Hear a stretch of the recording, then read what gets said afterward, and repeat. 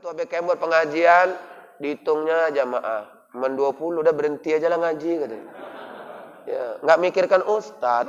Ya. Ya kan? Ya. Bukan gitu Pak Ustadz, kami segan Pak Ustadz. Kalau nanti misalnya Pak Ustadz datang ceramah, jamaahnya sedikit kan kami segan Pak Ustadz. Ya. Ngapain segan? Ustadz tuh kalau ceramah nggak nengok jamaahnya. Jangan negatif. Ya. Selamat datang Ustadz Suhendro, ketua yang bertangan dingin. Ya, loh, kok nggak tangan dingin mana? Ini kan Pak, pengurusnya bertangan dingin semuanya. Ya, karena baru kena AC tangannya dingin ini. Yuk sama ya. Ya Allah. Kode alam. Ya, siap.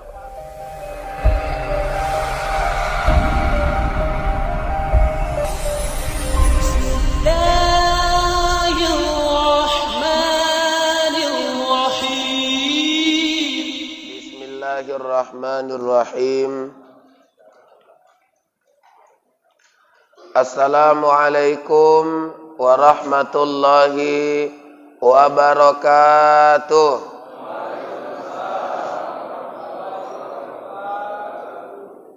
Hamdan wa syukran lillah, salatan wa salaman ala rasulillah wa ala alihi wa ashabihi wa mawalah.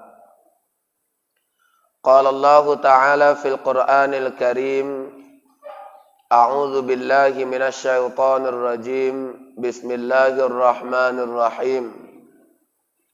Man 'amila shalihan min dzakarin aw untha wa huwa mu'min falanuhyiyannahu hayatan thayyibah.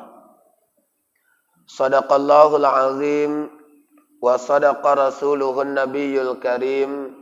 Wa nahnu ala dzalika minasy syahidin wasyakirin walhamdulillahi rabbil alamin. Mari kita bersyukur kepada Allah dengan ucapan alhamdulillah. Salawat dan salam tidak lupa kita sampaikan kepada Nabi yang kita cinta, baginda Rasul Muhammad sallallahu alaihi wasallam. Kita berharap nanti di yaumil mahsyar kita semua yang rajin bersolawat akan mendapatkan syafaat dari Nabi. Amin ya rabbal alamin. Yang kita hormati Bapak Ketua Badan Kemakmuran Masjid Al-Muhajirin beserta seluruh pengurus yang hadir pada hari ini. Kemudian yang kita hormati Ustadz Syamsir, mewakili pengurus Forum Komunikasi Masjid dan Musola Sunggal. Kemudian Kepala Desa Semencirim Sunggal, Bapak Sugeng. Iki pasti wong Jawa.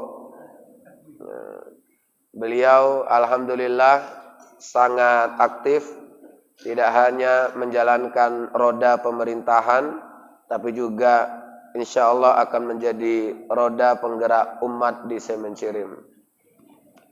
Kemudian bapak-bapak, ibu-ibu, orang-orang tua saya, hadirin wal hadirat yang insya Allah kita semua dirahmati dan diridai Allah Subhanahu wa Ta'ala. Hari ini Allah mempertemukan kita di hari ke-18 di bulan Jumadil Akhir tahun 1442 Hijriah. Lebih kurang 11 hari lagi kita akan memasuki bulan Rajab. Di Indonesia Rajab ada tradisi Isra Mi'raj. Setelah Rajab masuklah Sya'ban. Sya'ban adalah bulan di mana Nabi paling banyak berpuasa. Kemudian setelah Sya'ban Ramadan. Berarti menuju Ramadan lebih kurang 2 bulan 11 hari lagi. 2 bulan 11 hari ini bukan waktu yang lama. Tapi ini akan menjadi waktu yang singkat jika kita jalani dan kita nikmati. Walaupun kondisi masih dalam kewaspadaan COVID-19, tapi insya Allah kita bisa menikmati perjalanan waktu ini dengan baik.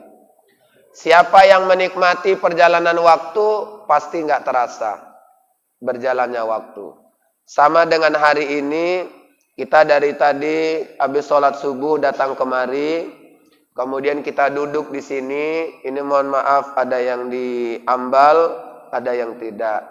Ya, bapak-bapak yang kena tidak ada ambalnya, saya yakin kalau menikmati dingin pun tak terasa. Ya, tapi kalau bapak tidak menikmatin pasti terasa. Nah, ceramah Ustadz juga kayak gitu kan. Ustadz ini ceramah mau berapa lama, kalau dinikmatin pasti nggak terasa. Nanti begitu selesai Ustadz ceramah, rata-rata bilang, nggak terasa ya. Udah 45 menit Ustadz ceramah. Yang bilang nggak terasa itu ada dua. Yang pertama, ya karena menikmati ceramah. Yang kedua, tidur dia. Ya, begitu terbangun, udah siang nggak terasa ya katanya. Nah, itu. Jadi siapa yang mau waktunya nggak terasa, pilihannya cuma dua. Pertama, nikmati ceramahnya atau tidur. Iya. Jadi Bapak Ibu yang dirahmati oleh Allah Subhanahu wa taala, yang penting terkait dengan pergeseran waktu itu, kita harus betul-betul memanfaatkan waktu dengan baik. Bapak Ibu, Nabi pernah ditanya oleh seorang sahabat, "Ya Rasul, siapakah orang yang paling baik itu?" Rasul jawab, "Orang yang paling baik bukanlah orang yang paling panjang umurnya. Tapi orang yang paling baik itu adalah orang yang paling banyak amal kebaikannya." Jadi ukuran kita baik di hadapan Allah bukan ukuran panjang atau pendek umur. Tapi ukuran kita baik di hadapan Allah itu siapa yang paling banyak amal kebaikannya. Kalau seandainya kita dikasih Allah umur yang panjang, alhamdulillah. Jangan bangga kali umur kita panjang, kalau tak ada amal kebaikan. Tapi kalau memang Allah menakdirkan umur kita pendek, jangan kesal kali. Ya, kalau amal kebaikan kita banyak. Syekh Ali Jaber, Ustadz kebanggaan Indonesia, meninggal usia 44 tahun. Ustadz Arifin Ilham, yang dianggap sebagai pemimpin zikir yang luar biasa di Indonesia, meninggal 49 tahun. Ustadz Jeffrey Al-Bukhari, ya Ustadz yang bisa masuk di semua kalangan, meninggal di usia 40 tahun. Mereka meninggal usianya sangat muda. Ya. Tapi pertanyaannya, apakah mereka tidak lebih baik dari kita yang sekarang masih hidup 60 tahun? Wallahu a'lam. Bisa jadi mereka lebih baik dari kita yang sekarang masih hidup. Mereka meninggal di usia 40-an. Kok cepat kali ya Pak Ustadz orang itu meninggalnya? Padahal orang itu orang baik. Padahal orang itu masih dibutuhkan oleh umat. Kok cepat kali meninggalnya? Ya kalau pertanyaan itu ditanya sama saya, ya aku nggak tahu jawabnya lah. Karena itu rahasia Allah, itu qadarullah.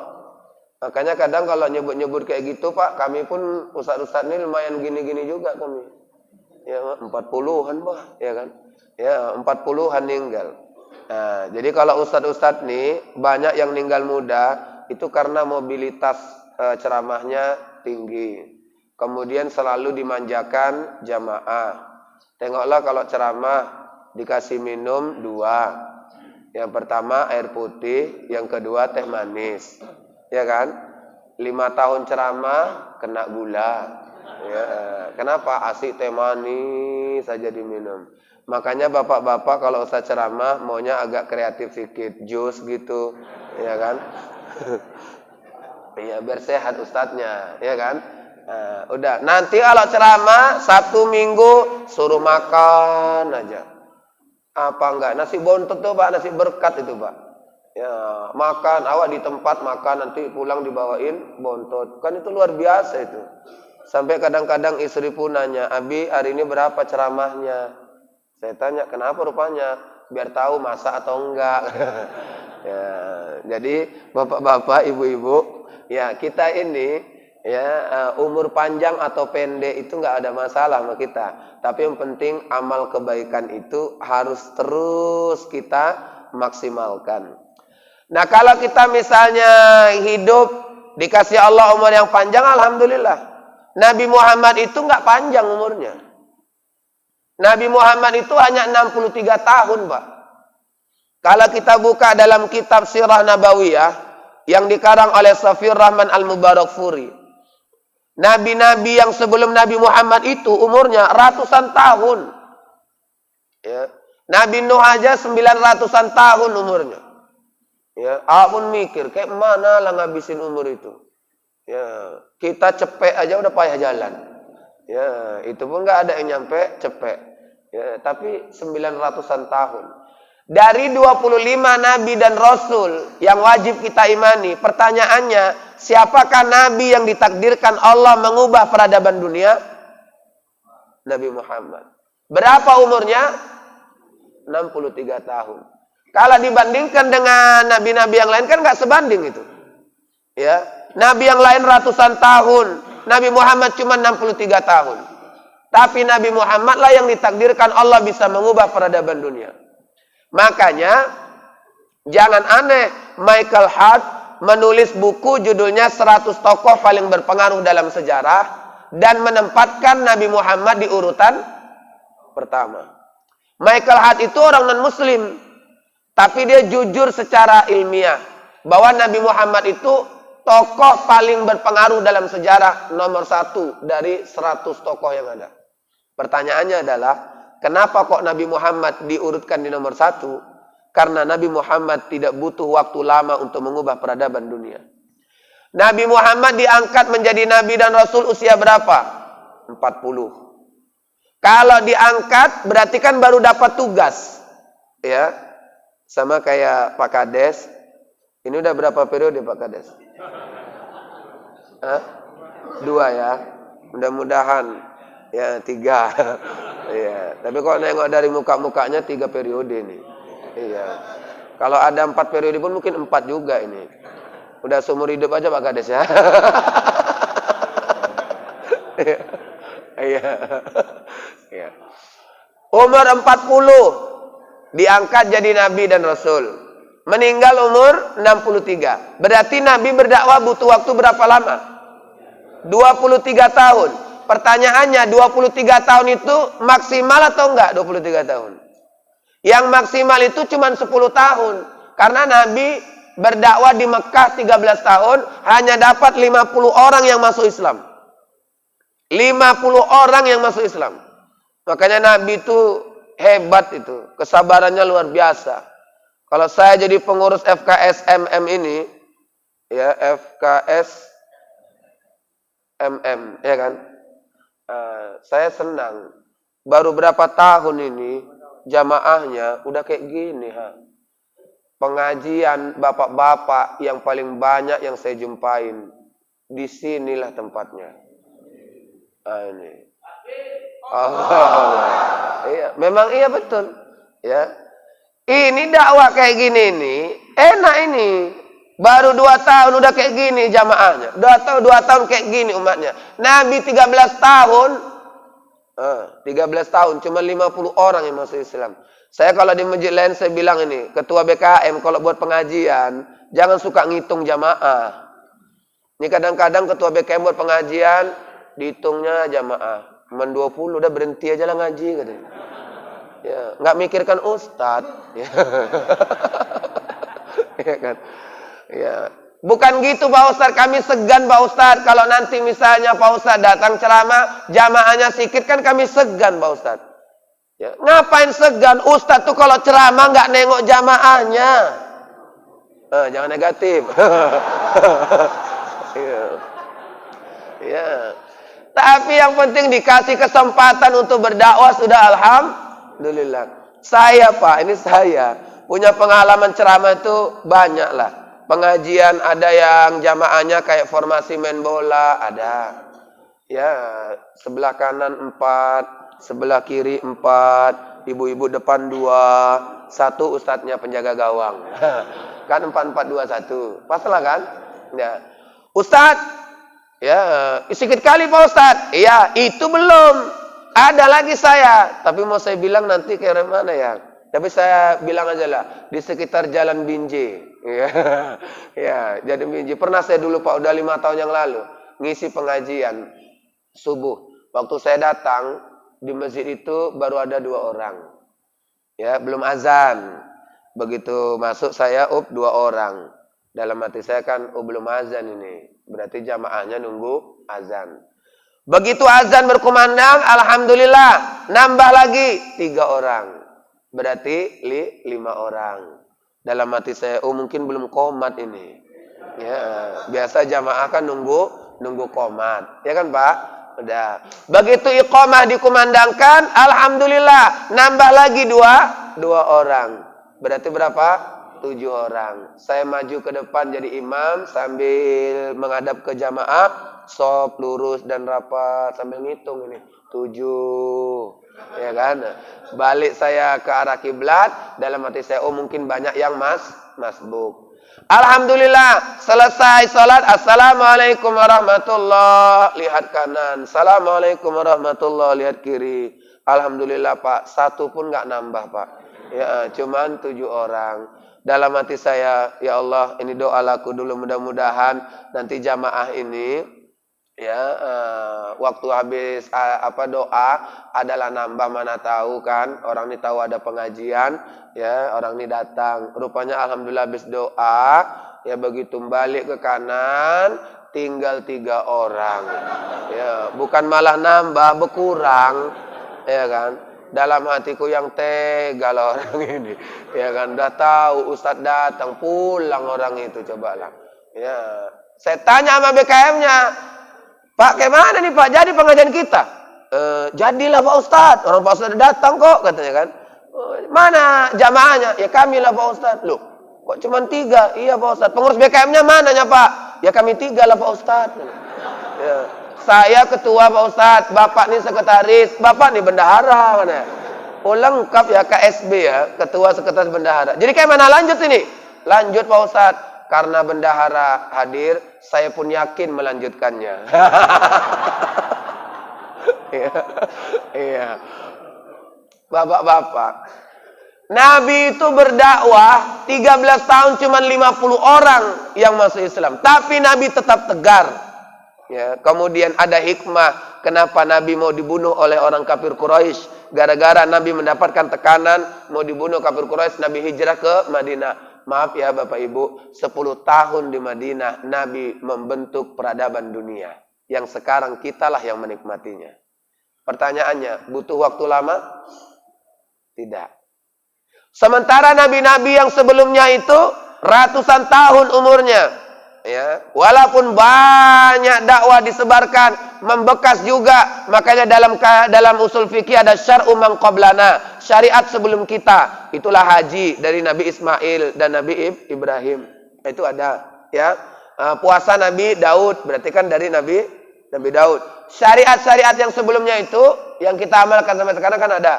Tapi Bapak Ibu yang dirahmati oleh Allah, bahwa kenyataan membuktikan Nabi Muhammad itu tidak butuh waktu lama dalam mengubah peradaban dunia. Makanya Bapak Ibu, saya hanya ingin tegaskan bahwa panjang atau pendek itu tidak menentukan kita ini lebih baik daripada yang lainnya. Tapi kualitas diri kita yang dipenuhi dengan amal ibadah, itulah yang menentukan kita baik atau tidak di hadapan Allah. Makanya di dalam Islam kita didoktrin oleh satu ayat. Apa satu ayat itu? Tadi dibaca sama Ustaz Syamsir, fastabiqul khairat. Marilah kita berlomba-lomba dalam berbuat kebaikan. Berkompetisi dalam kebaikan itu yang disuruh oleh Allah. Bukan berkompetisi hanya sekedar menumpuk harta, kemudian mencari jabatan, kemudian mencari popularitas, tapi kita berkompetisi untuk melakukan kebaikan. Kalau seandainya ada ruang untuk melakukan kebaikan, jangan abaikan. Karena amal kebaikan inilah yang menentukan kita ini baik atau tidak di hadapan Allah. Bahkan dalam Quran surah An-Nahl, tadi saya baca di awal, Allah berfirman apa? Man amila salihan min dzakarin aw unsa wa huwa mu'min. Barang siapa yang beramal soleh baik laki-laki maupun perempuan, dialah mukmin.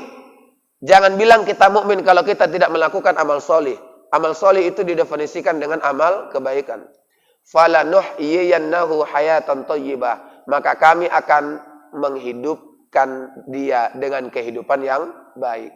Jadi orang yang beramal soleh, janji Allah akan dihidupkan dengan kehidupan yang baik. Bapak Ibu yang dirahmati oleh Allah Subhanahu wa taala, ini prinsip dasar kita dalam hidup. Yang ditumpuk adalah amal kebaikan, bukan harta, jabatan dan lain sebagainya yang bersifat duniawi. Nah, pertanyaannya bagaimana supaya kita ini selalu dalam kebaikan? Selalu melakukan amal kebaikan. Ada 3 prinsip dalam Islam yang harus kita sama-sama ketahui. Pertama, lakukan kebaikan sekecil apapun. Jangan memandang kebaikan itu besar atau kecilnya. Nanti kalau seandainya besar atau kecil yang kita pandang, seolah-olah kita nggak mau ibadahnya yang kecil. Ya. Yang kecil nggak ada masalah.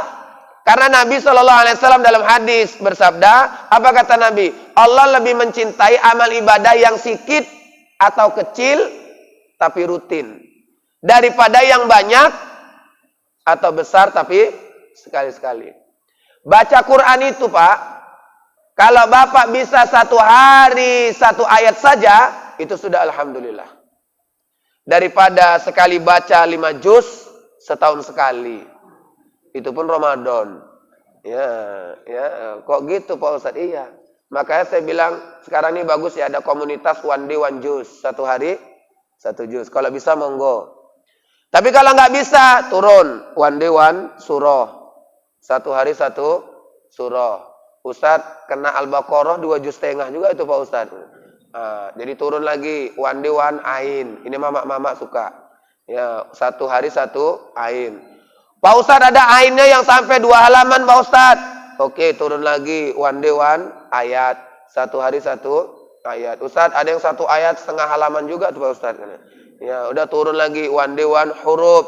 1 hari 1 huruf. Bismillahirrahmanirrahim. Nun. Sadaqallahul azim. Ustadz jangan main-main lah Pak Ustadz. Ya serius saya ini. 1 huruf aja pun dapatin. Subuh nun. Nanti zuhur yasin. Sadaqallahul azim. Asar alif lam mim. Sadaqallahul azim. Maghrib ke isya kaf ha ya ain sad. Sadaqallahul azim. Jangan anggap sepele. 1 huruf kata Nabi dibalas dengan 10 kebaikan. Kita ini Pak kadang-kadang terlalu banyak mimpinya melakukan kebaikan yang besar, tapi yang kecil kita abaikan. Sering Bapak buat status di WA atau di Facebook. Ya kita beramal ibadah di dunia ini nggak tahu kita amal ibadah mana yang akan membawa kita ke surga. Betul nggak? Ya, banyak orang buat status kayak gitu tuh. Kita ini beramal ibadah Pak. Nggak tahu kita amal ibadah yang mana yang membuat kita masuk surga. Bisa jadi amal ibadah kita ikut taklim pada pagi inilah yang membawa kita menuju surga. Walaupun ada yang tidur. Ya kan? Tetap masuk surga. Apalagi kena kipas angin. Iya, enak kali Pak Ustadz kena. Ustadz, masa amal ibadah ngikuti taklim, udah itu mata terpejam, bisa masuk surga Pak Ustadz? Loh, Allah kan Maha tahu. Jangankan itu Pak, ini maaf ya. Bapak udah pernah baca riwayat kan, seorang pelacur masuk surga gara-gara apa? Ngasih minum anjing yang sedang kehausan. Karena amal ibadah yang kecil bisa masuk surga. Kalau pelacur masuk surga karena bangun masjid, itu masih masuk akal ya kan. Tapi Pak, dia pelacur hanya ngasih minum anjing yang sedang kehausan, disebut dalam riwayat dia masuk surga. Tapi hadis ini untuk memberikan pelajaran bahwa amal ibadah kecil tapi bisa menentukan kita masuk surga. Jangan hadis ini, riwayat ini diamalkan ya sesuai dengan teknis pelaksanaan, jangan. Loh kalau gitu Pak Ustaz jadi pelacur aja lah dulu ya. Habis itu ku cariin anjing yang sedang kehausan. Ya, kalau itu yang diamalkan gawat dunia persilatan. Ya, nanti bukan manusia yang takut sama anjing, anjing yang takut sama manusia. Nanti anjing asal nengok pelacur, ini modus kan ya. Ini nyari aku mau masuk surga nih kayaknya ini kan. Modus. Ya, jangan. Ya, jadi amal ibadah kecil. Udah. Apalagi Nabi mengatakan kalau ada duri di jalan singkirkan. Itu amal kebaikan, kecil kan? Kecil. Hanya duri. Pak Ustaz, sekarang kita ini udah hidup di kota Pak Ustaz, nggak ada lagi duri Pak Ustaz. Batu di jalan singkirkan. Udah batu di jalan Pak singkirkan. Sempat batu itu nggak singkirkan, ditabrak ban kereta mental, pas Bapak lagi ngerokok, lupa batu mental ke sini, ya kan? Apa nggak marah Bapak? Marah bukan kena batu, rokoknya habis, ya kan? Kena batu itu. Ya, Pak, batu di jalan singkirkan itu jadi pahala. Tapi maaf ya Pak Kades ya, sekarang orang ini malah lain, bukan nyingkirkan batu, malah ngasih polisi tidur di jalan. Ini kadang-kadang stres. Saya kalau udah cerita ini Pak, saya bilang sama ini dekat rumah itu, ya, dulu jalannya berlobang-lobang, minta di aspal. Giliran udah di aspal, kasih polisi tidur. Kayak mana lah coba itu, ya kan? Udah. Jadi Bapak Ibu, kita nyingkirkan duri di jalan, ya, bukan malah ngasih penghalang di jalan. Jadi amal ibadah itu kecil, tapi bisa menentukan kita masuk surga. Jadi kalau ada program gerakan apa tadi? Grup D, gerakan umat peduli desa, paten itu. Ya, jadi kita dikasih ini pengadaan ambulan juga kan? Ya, pengadaan ambulan. Kita dikasih kotak infak celengan. Sehari berapa terserah. 1.000 mainkan. Jadi nggak usah cerita banyak-banyak. Aku Pak Ustadz maunya Pak Ustadz sebulan 100.000 Pak Ustadz. Udahlah, jangan banyak kali cerita. Udah 1.000 aja sehari udah paten kali itu. Ya, bayangkan Pak. Kalau tadi dihitung-hitung Pak Kades 5.000 kakak, ya kali 1.000 satu hari, berapa satu hari? 5.000 kali 1.000, 1 juta, 5 juta. 5 juta kali 1 bulan. 1 bulan berarti dapat 150 juta. 150 juta 1 bulan. Berapa banyak beras yang bisa beli untuk orang-orang miskin itu? Apalagi kalau beli kerupuk. Ya. Berapa truk itu kerupuk yang bisa beli itu? Ya kan Pak? Ya mana tahu biar berbagi semuanya, dah beli kerupuk Pak Kades. Gerakan makan kerupuk sehari kan. Ya kan?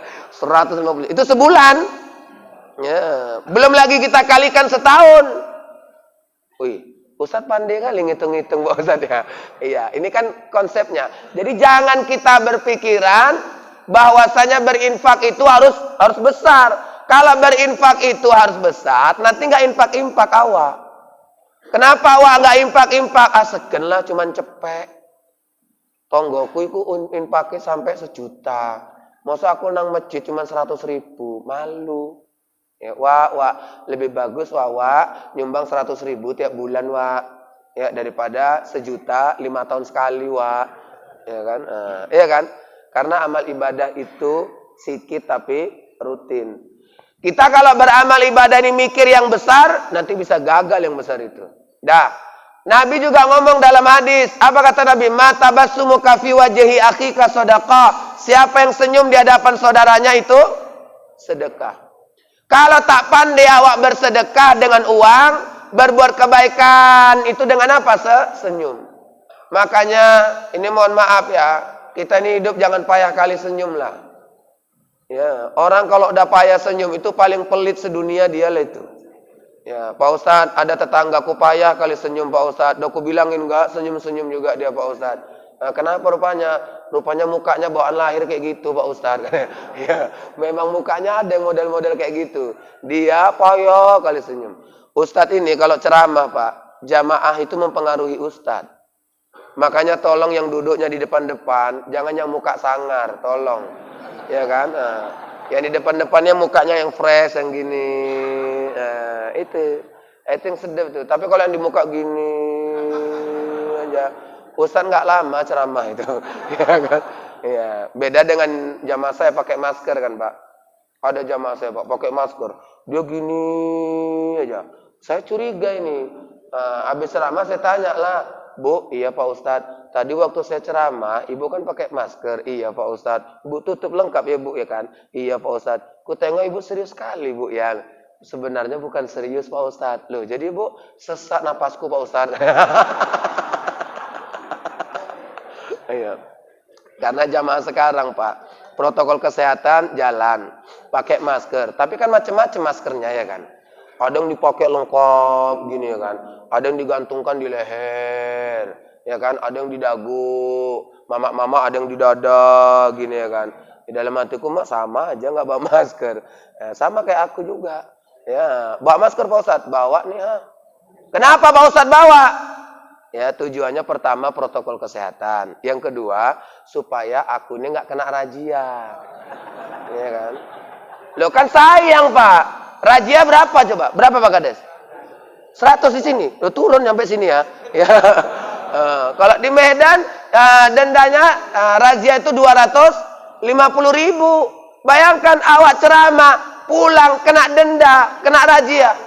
Habis. Tapi kalau di FKSMM ini enggak. Balennya banyak. Iya. Tapi Bapak Ibu yang dirahmati Allah, ya awaknya apalah payahnya senyum aja ya kan. Maka ada yang nanya, Ustaz kok suka kali senyum Pak Ustaz? Karena enggak ada yang bisa kukasih kecuali itu. Saya pun Pak udah capek berfoto saya Pak. Ya kan, begitu bukan berfoto, bercermin saya Pak. Saya tengok mukaku ya Allah enggak ada yang ini. Ya, yang indah kecuali senyuman saya. Itulah makanya aku asalkan senyum aja. Coba bayangkan kalau Ustaz ceramah nggak ada senyumnya, kan payah itu. Ya, Bapak Ibu yang dirahmati Allah. Dalam melakukan kebaikan jangan pandang besar atau kecil. Sekecil apapun lakukan kebaikan itu. Itu yang pertama. Yang kedua, jangan menghiraukan omongan orang terhadap kebaikan yang kita lakukan. Kalau kita dengarkan, kita ini terlalu open, peduli dengan omongan orang, habis kita. Kenapa kok habis Pak Ustadz? Karena kalau seandainya kita dengarkan kali orang ngomong, semuanya bisa salah Pak. Awak buat baik ini bisa salah aja nih di mata orang. Bapak ngundang anak yatim ke rumah, apa kata orang? Tuh pamer. Iya kan? Awak datang ke ini, masuk Ustaz Hendro. Ya. Awak datang ke rumah anak yatim langsung, apa kata orang? Ini sok dermawan, kayaknya mau calon kades nih kayaknya nih. Ya kan Pak Kades? Iya. Udah. Awak mau ikuti zaman, transfer aja. Awak nanya sama anak yatim, berapa nomor rekening nak? Dia pun nengokin awak aja. Mana ada nomor rekening aku gitu. Kalau ada nomor rekening pun, awak ngasihnya 20. Dimasukkan ke rekening, ya nggak bisa ngambil, ya kan? Ngambil lempol. Ya, terakhir uang anak yatim bukan untuk santunan dia, malah hanya untuk biaya administrasi di bank. Ya. Selamat datang Ustadz Suhendro Ketua yang bertangan dingin. Ya, loh kok nggak tangan dingin mana? Ini kan Pak, pengurusnya bertangan dingin semuanya. Ya, karena baru kena AC tangannya dingin ini. Ya. Yuk sama ya. Ya Allah. Kok di alam. Iya, siap. Iya. Iya, sama Pak. Iya, iya. Aduh. Iya. Iya. Iya. Baik ya Bapak Ibu.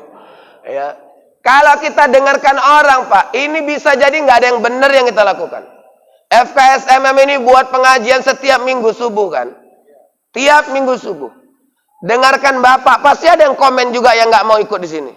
Komennya apa? Kalau setiap minggu subuh, masjid-masjid berarti nggak bisa buat pengajian sendirilah katanya.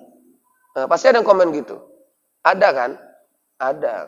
Ya, udah baik kayak gini masih di komen juga. Awak rajin ke masjid, di komen. Awak nggak ke masjid, diam aja orang tuh. Ya kan? Ya. Kalau rajin ke masjid, ini mau jadi ketua BKM nih kan ya. Udah. Ya, Pak. Orang baik ini, Pak, di komen orang aja, Pak. Ya, apalagi Pak Ustadz. Ya kita kalau mikirin semua orang berbuat baik, payah, Pak. Ya, orang cerita apa? Ingat hidup ini kalau melakukan kebaikan jangan pernah bermimpi semua orang akan suka dengan kita. Nggak akan pernah.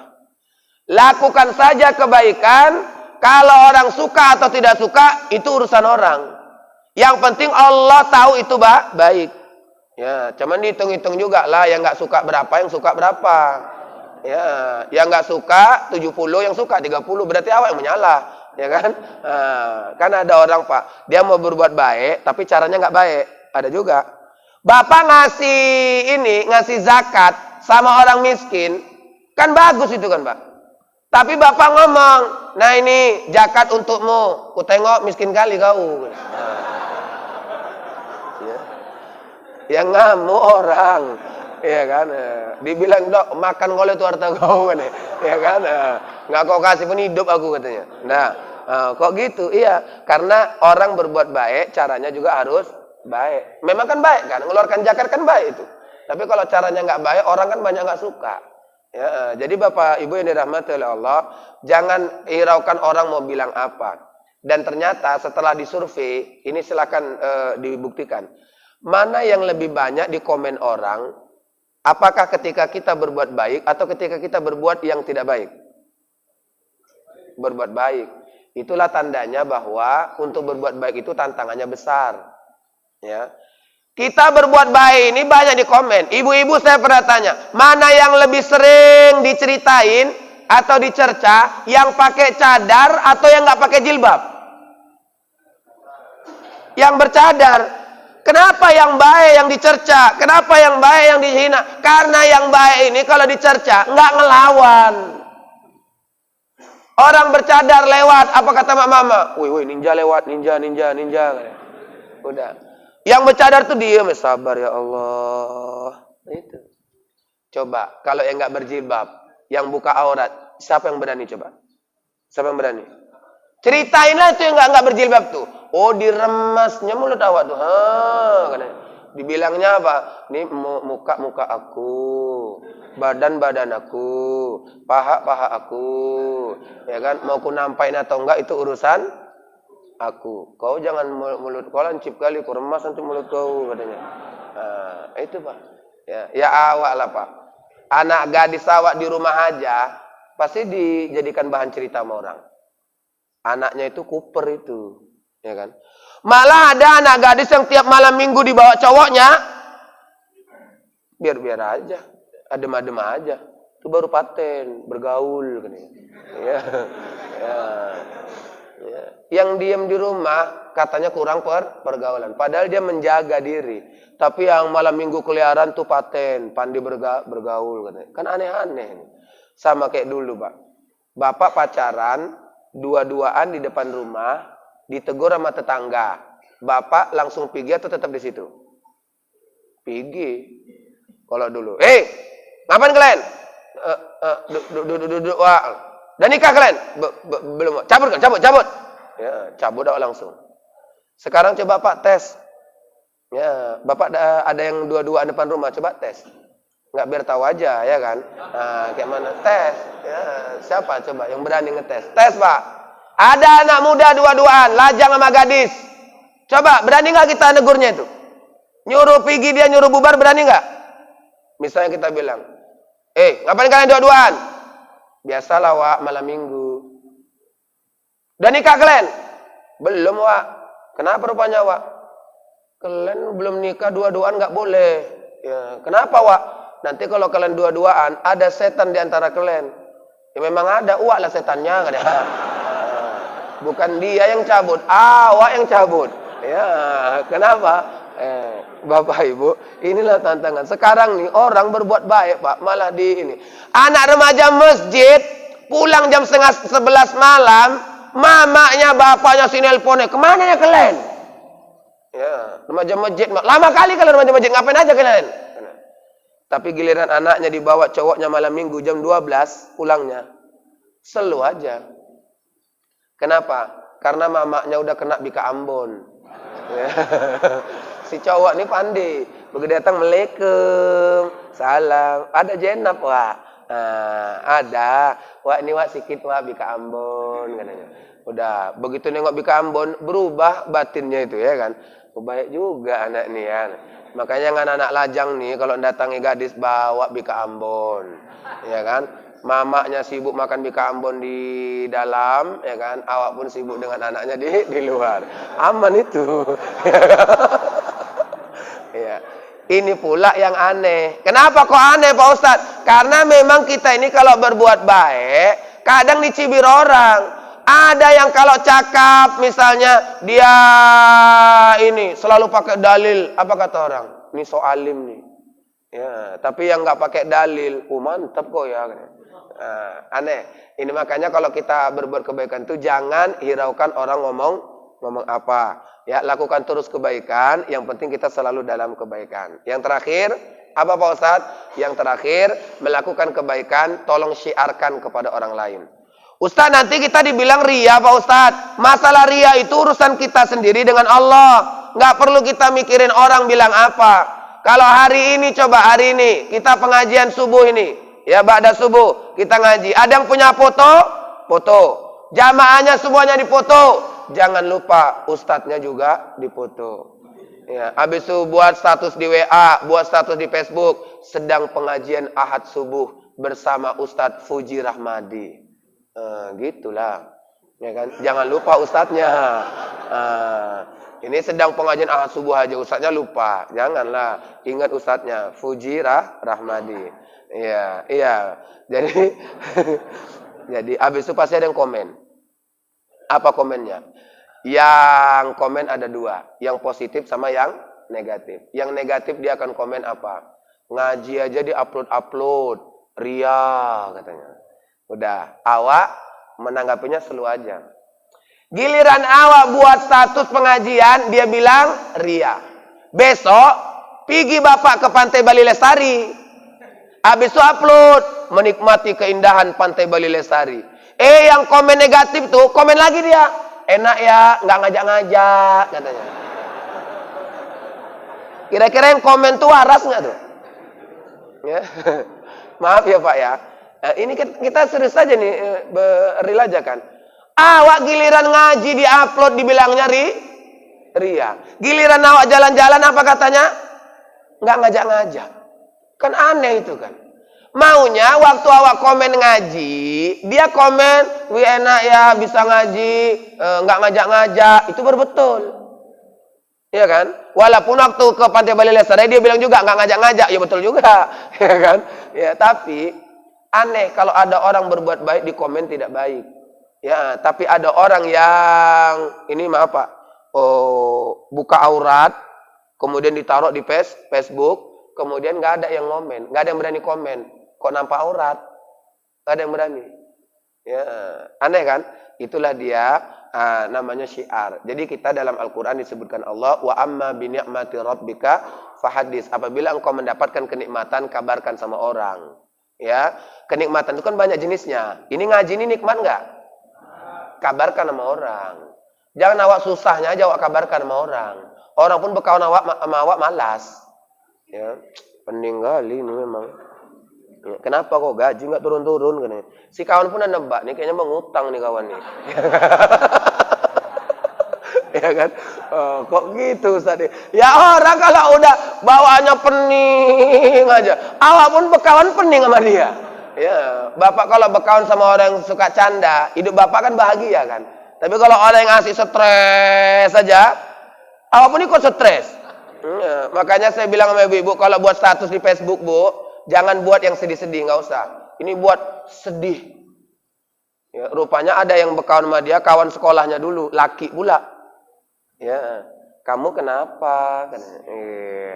Udah, habis itu dia pun ngomong, inbox aja ya. Udah nyambung di inbox, ya di messenger. Habis itu bla bla bla bla bla, jadi, Ya, Bapak Ibu, kita ini kabarkan kebaikan. Kalau ini sebuah kebaikan, kabarkan sama orang. Ini kalau dikabarkan sama orang dengan jamaah yang kayak gini nih, ini desa lain, kecamatan lain bisa mencontoh. Ingat, kalau ini sempat dicontoh, maka pengurus FKSM akan dapat ilmu yang bermanfaat mengalir sampai akhirat. Termasuk yang mengupload. Nah, yang mengupload. Jadi siapa yang ini hari tidak ada mengupload saya, berarti maaf ya Ustaz ya. Izin ya Ustaz. Ustaz kena juga nya fotonya. Iya. Jadi Bapak Ibu ini rahmatullah. Loh, kalau diupload orang ikut buat kayak kita, apa enggak besar kali pahala kita coba? Ya, makanya itu jangan ragu-ragu lah mengupload. Ya, udah cepat. Nanti Pak Ustaz, ya sabar. Ya. Saya di rumah buat majelis Lentera Al-Quran Al-Fuadi. Alhamdulillah, asal kegiatan tuh saya upload. Dan beberapa orang sudah ikut mencontohnya. Alhamdulillah. Jadi Bapak Ibu, kita ini jangan takut dibilang ria. Ria itu enggak urusan kita. Maaf, enggak urusan orang melihatnya. Tapi urusan kita sendiri dengan Allah. Yang penting waktu mengupload, innamal a'malu biniat. Sungguh segala sesuatu tergantung nih niat. Nah, itu. Yang penting itu aja. Karena kalau seandainya kita upload, orang lihat, orang ikut, pahalanya kita akan dapat juga. Jadi Bapak Ibu ini rahmatullah Allah. Ya, mohon maaf kalau kelewatan waktunya. Ya, tapi ini saja mudah-mudahan bermanfaat. Kata Ustaz Syamsir tadi kalau ada diskusi, boleh didiskusikan. Namanya ngaji, kalau diskusi itu nggak mesti sesuai dengan tema. Di luar tema pun nggak ada masalah. Yang penting saya bisa jawab. Kalau saya nggak bisa jawab, ya tolong dimaafkan. Ya, jangan paksa saya menjawab. Ya, karena saya nggak akan menjawab yang saya tidak tahu. Ya, saya pernah ditanya jamaah, Ustadz, kayak mana cara menentukan waktu sholat di daerah kutub? Aku bilang, mana pernah aku ke kutub? Lagian apa urusanku sama daerah kutub? Ya, nggak tahu saya jawab. Alhamdulillah, saya bilang nantilah ya kalau jumpa lagi pengajian saya jawab. Gara-gara nggak tahu jawab, dapat ilmu baru. Ya, saya datang ke MUI, saya tanya apa jawabannya? 3, mengikuti waktu sholat negara terdekat, mengikuti waktu sholat di Masjidil Haram, dan ulama di situ berijtihad sendiri tentang waktu sholatnya. Dah dapat ilmu aku kan Pak? Makanya kalau bisa Bapak nanyanya yang aku nggak tahu aja. Ya, pertama biar nggak aku jawab, yang kedua aku dapat ilmu. Ada lagi mama-mama nanya, Ustadz, kayak mana hukum jual beli kucing? Saya bilang, aku sejak S1, S2, S3 nggak pernah bahas kucing. Jadi nggak tahu lah aku bilang. Nantilah insya Allah kalau diundang lagi kan gitu kan. Rupanya alhamdulillah Pak, gara-gara nggak tahu diundang lagi aku Pak. Bulan depan masuk, saya jawab, Bu, alhamdulillah dapat jawaban dalam kitab Sahih Muslim, hadis Sahih Muslim, ya disebutkan Rasulullah bersabda, jual beli kucing dilarang. Berarti nggak boleh Pak Ustadz? Nggak boleh. Dilarang? Tidak boleh. Ada lagi yang nanya, Ustadz, maaf ya Ustadz, nanya lagi boleh? Boleh. Ustadz, kalau kucing Anggora kayak mana Pak Ustadz? Dalam hatiku, aku nyari hadis kucing aja benar payah kali. Ya. Apalagi kena Anggora pula lagi. Nanti udah dijawab Anggora, nanya lagi Persia kayak mana? Apa nggak hancur? Habis itu aku jawab lah, maaf ya Bu, kalau masih namanya kucing, nggak boleh diperjualbelikan. Alhamdulillah gara-gara itu Pak, jamaah ada yang punya kucing Anggora banyak, dikasih aku 1 Pak. Itu Ustaz Hendro. Ya, jadi kalau mau kucing Ustaz, gitu caranya. Ya. Nah, tapi Bapak Ibu bukan itu ya maksudnya. Artinya bertanya itu kalau nggak bisa dijawab sama ustadznya, jangan langsung menjudge ustadznya. Percuma lah S3 nggak bisa jawab, katanya. Kan Pak, ada lagi yang kasar. Memang lah percuma lah belajar, masih bodoh juga. Jangan. Awak kalau jadi ustadz pun kan ustadz, jangan malu awak nggak bisa jawab. Ya, udahlah itu aja. Ya. Karena waktunya juga terbatas. Demikian, wassalamualaikum warahmatullahi wabarakatuh.